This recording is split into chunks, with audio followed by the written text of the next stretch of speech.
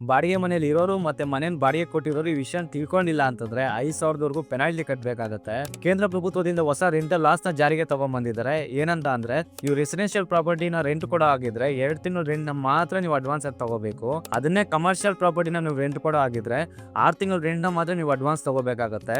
ಒಂದ್ ವೇಳೆ ನೀವೇನಾದ್ರೂ ಬಾಡಿಗೆ ಏನಾದ್ರು ಜಾಸ್ತಿ ಮಾಡ್ಬೇಕು ಅಂತಂದ್ರೆ ವರ್ಷಕ್ಕೆ ಒಂದ್ಸರಿ ಮಾತ್ರ ಜಾಸ್ತಿ ಮಾಡ್ಬೇಕು. ಅದು ಕೂಡ 90 ದಿನದ ಮುಂಚೆನೆ ನೀವು ನೋಟಿಸ್ ನ ಯಾರು ಬಾಡಿಗೆಗಿದಾರೆ ಅವ್ರು ನೋಟಿಸ್ ಕೊಟ್ಟು ನೀವು ಜಾಸ್ತಿ ಮಾಡ್ಬೇಕಾಗತ್ತೆ. ಒಂದ್ ವೇಳೆ ಮನೇಲಿ ಏನಾದ್ರು ರಿಪೇರಿ ಬಂದಿದೆ ಅಂತಂದ್ರೆ ಅದನ್ನ ಓನರ್ ಅವರೇ 30 ದಿನದಲ್ಲಿ ರೆಡಿ ಮಾಡಿಸ್ಕೊಡ್ಬೇಕು.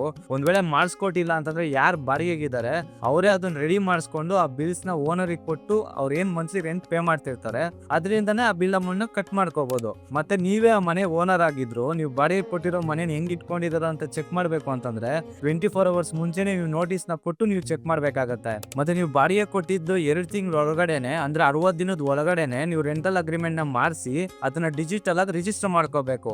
ಒಂದ್ ವೇಳೆ ಮಾಡ್ಕೊಂಡಿಲ್ಲ ಅಂತಂದ್ರೆ ನೀವು 5,000 ಪೆನಾಲ್ಟಿ ಕಟ್ಬೇಕಾಗತ್ತೆ. ಇದು ಸ್ಟೇಟ್ ವೈಸ್ ಚೇಂಜ್ ಆಗ್ಬೋದು, ಆದ್ರೆ ಕಂಪಲ್ಸರಿ ಪೆನಾಲ್ಟಿ ಮಾತ್ರ ಕಟ್ಬೇಕಾಗತ್ತೆ. ಈ ರೀಲ್ ನ ಬಾಡಿಗೆ ಮನೇಲಿ ಇರೋ ನಿಮ್ ಫ್ರೆಂಡ್ಸ್ಗೂ ಮತ್ತೆ ಮನೆನ ಬಾಡಿಗೆ ಕೊಡ್ತಾರೋ ನಿಮ್ ಫ್ರೆಂಡ್ಸ್ಗೂ ಶೇರ್ ಮಾಡಿ. ಇದೇ ತರ ಮತ್ತಷ್ಟು ಇನ್ಫಾರ್ಮೇಶನ್ ಗಾಗಿ ಈ ಪೇಜ್ ನ ತಪ್ಪದೆ ಫಾಲೋ ಮಾಡಿ.